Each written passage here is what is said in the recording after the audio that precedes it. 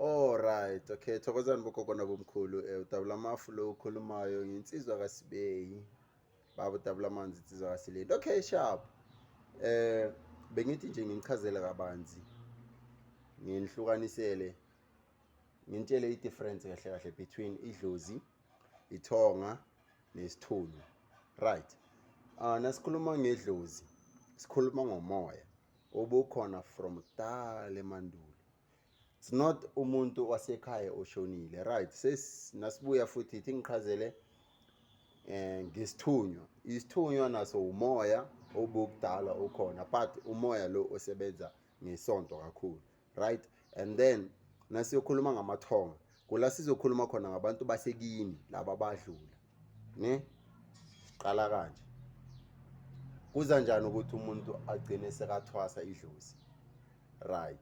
Remember ukuthi idlozi beliloko likhona all along, and then idlozi, each and every family inedlozi, kunedlozi elikhona kuleyo mndeni, ne? And then ledlozi lelo ukuthi iqala ukusebenza mele lenzelwe, right?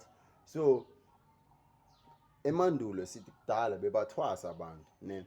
Bathwasa, and then na umuntu uyathwasa, and then naqeda uthwasa asebenze ngaloyo moya wedlozi.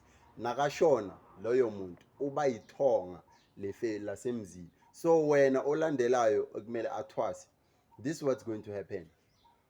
Idlozi liyokuvusela ithonga lasekini. Angazi ukuthi angizwa na. Ithonga lasekini. Umuntu omaziyo wena oshone beka inyanga analo moya wamadlozi, ne? Then loyo muntu lo beka inyanga uzoza kuwe emaphupheni, afike akutshele lokho ekumele akutshele kona. You understand? And then sometimes kunalabo abantu ukuthi instead of ukuthi bahambe bayothi idlozi labo libhobokele ephehlweni, kunabanye ukuthi umuntu athi ahleli nje idlozi livele libhoboke. Remember ukuthi kudala bekunganamuntu obizwa ngoDabulamafu, namanje bekunganamuntu obizwa ngoDabulamafu, so uDabulamafu umoya widlozi leli lasefamily ebelikhona all along. You understand? Kushone, angazi ukuthi maybe sisathi ogogo bebambiza ngobani na lo beka isangoma, asithi Malisedi, ne? uMalisedi bekanedlozi akaDabulamafu. Uma eshona uMalisedi idlozi la Dabulamafu liyongilethela ubuso bakaMalisedi ukuthi angitshele uMalisedi uthatha isikhwama sami esikhona usebenzise nendumba yami. And then idlozi yilo elithumele leyo muntu, right? So wena na uyothwasa, you are not going to thwasa uMalisedi uhlala la hlala khona. Wena uzothwasa idlozi leli elithwase uMalisedi. Nawe na uyoshona lokho olandelayo uzophuphiswa wena, not ukuthi uzothwasa wena, ayikhonakala, it's highly impossible. Uyothwasa lelo dlozi. So le dlozi lihamba from generation to generation. Abantu abahlukayo ilaba elibakhethayo. And then asikhulume ngesithunywa. Isithunywa naso umoya obekudala ukhona, right? Thingichaze kanje. Isithunywa umoya obekudala ukhona obesebenza ngesonto, ne? Now this is what's happening. Mawunesithunywa, isithunywa sakho sifika ngalo muntu wasekini obekasonta, obekanalo moya. Angazi ukuthi nangizwa lisifika kuwe ngalo muntu wasekini obekasonta, lo bekanalo moya wesithunywa. Angazi ukuthi niyangizwa na.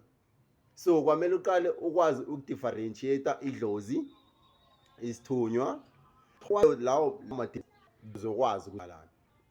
Niyekeleni ukutshela abantu ukuthi umuntu nangena ephehlweni uthi uthwasa umkhulu wakho oshonile. Angeke uthwasa. Remember ukuthi na uthwasa kunento abayibiza ngentwasa. Uyaliphuza oliphalaza. Umuntu obekaphila wasekini akaphuza igazi. And then remember umuntu nje onormal angeke akwenzele next. Nanoma shonile angeke akwenzele next. But then idlozi loyo moya wedlozi yiwo namandla ukuthi ungakuvulela imisebenzi, ikuvulele nanoma yini oyidingayo, imali zakho, yonke into oyidingayo. But umuntu wasekini ophilayo noshonile soza yenze lokho. Angazi ukuthi nangizwisisa na. Remember idlozi linamandla ukuvusa noma yini noma ubani. So lenza njalo nasekini. Ifamily nefamily inedlozi. Ungathi wena because ekini since wazalwa zange ubona inyanga ungacabanga ukuthi awukho lokho. Kungaba nalomoya wesiprofeti.